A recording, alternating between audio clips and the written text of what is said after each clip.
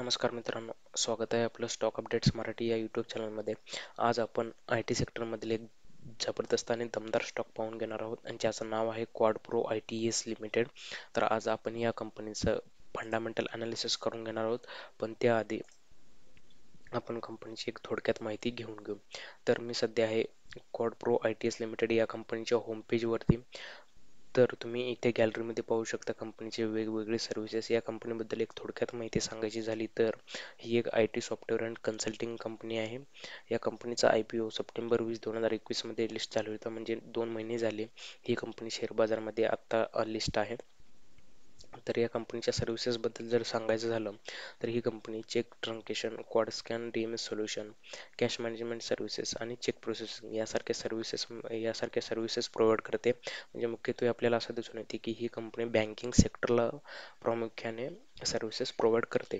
तर ही झाली एक थोडक्यात आणि बेसिक माहिती या IT कंपनीबद्दल. त्यानंतर आपण पुढे वळू आपण कंपनीच्या फंडामेंटल अनालिसिसकडे. Quad pro I T S limited या कंपनीचा शेअर प्राइस तुम्ही पाहू शकता, ₹13.85 आहे. मागील काही दिवसामध्ये स्टॉक मार्केट गडगडलेलं असल्यामुळे आपल्याला या कंपनीच्या प्राइस चार्टमध्ये पूर्णतः रेड मार्क दिसत आहेत. मित्रांनो, हीच संधी आहे की शेअर पडलेला असल्यामुळे जास्तीत जास्त शेअर विकत घेण्याचे. त्यानंतर ही कंपनी आय टी सर्व्हिसेस अँड कन्सल्टिंगमध्ये कार्यरत असून स्मॉल कॅप कंपनी आहे. याचं मार्केट कॅपिटलायझेशन आहे 35 कोटीचं. पुढे वळू आपण की मेट्रिक्समध्ये पाहून घेऊ. PE रेशो म्हणजेच प्राईस टू अर्निंग रेशो आहे याचं 48.62चं. तर सेक्टरचा PE रेशो आहे 37.29चा. PB रेशो म्हणजेच price to book value ratio आहे 12.28, तर सेक्टरचं PB रेशो आहे 8.98चा. डिव्हिडंड यील्ड, कंपनी आताच शेअर बाजारामध्ये लिस्ट झाली आहे त्याच्यामुळे अजून तरी कंपनीने डिव्हिडंड डिक्लेअर केलेलं नाही आहे. तर सेक्टरचा डिव्हिडंड यील्ड आहे 1.16%चा. इथं आपण इन्व्हेस्टमेंट चेकलिस्टमध्ये एकदा नजर टाकून घेऊ.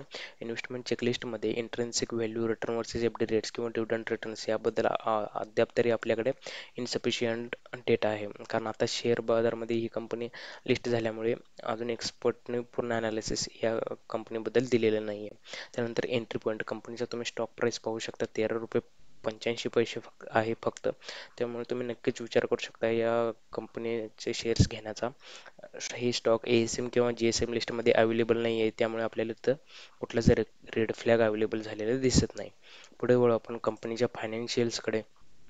कंपनीच्या फायनान्शियल्समध्ये आपण नेट इन्कम पाहून घेऊया या कंपनीचा. तर 2019 मध्ये तुम्ही पाहू शकता कंपनीचं नेट इन्कम थोडंसं लॉसमध्ये होतं, 0.66 मध्ये मायनसमध्ये. 2020 मध्ये तुम्ही पाहू शकता कंपनीला थोडा प्रॉफिट झाला असून कंपनीचं नेट इन्कम 0.20 कोटी, तर 2021 मध्ये 0.72 कोटी. जर तुम्ही 2019चं एक वर्ष सोडला लॉसचं, तर 2020 आणि 2021 मध्ये कंपनीला सतत येथे या 2 वर्षात चांगला प्रॉफिट झालेला आपल्याला दिसत आहे. त्यानंतर पुढे वळू आपण बॅलन्स शीटकडे कंपनीच्या.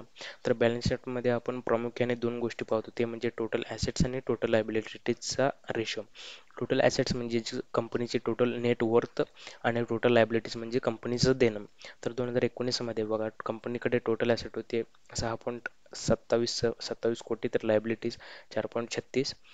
2020मध्ये ॲसेट्स 5.07, तर लायबिलिटीज पहा 2.94. 2021मध्ये टोटल ॲसेट्स 5.49, तर लायबिलिटीज पहा 2.64.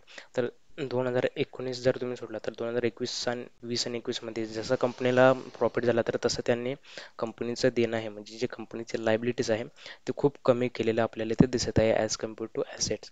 तर ॲसेट आणि लायबिलिटीजचा हा जो रेशो आहे तो कंपनीने एक चांगल्या प्रकारे मेंटेन करून ठेवलेला आहे. तर तुम्ही नक्कीच या स्टॉकचा विचार करू शकता. कंपनीचं मॅनेजमेंट आणि कंपनीचं फंडामेंटल स्ट्रॉंग आहेत, हे एक आपल्याला थोडक्यात दिसून येते या कंपनीच्या बॅलन्स शीटवरून. तर पुढे वळू आपण होल्डिंग्सकडे. तर या होल्डिंग्समध्ये आपण कंपनीचे शेअर होल्डिंग पॅटर्न्स पाहून घेऊ. तर प्रमोटर होल्डिंग म्हणजेच जे कंपनीचे फाउंडर आहेत तर त्यांची होल्डिंग आहे या कंपनीमध्ये सध्या तरी 72.11%.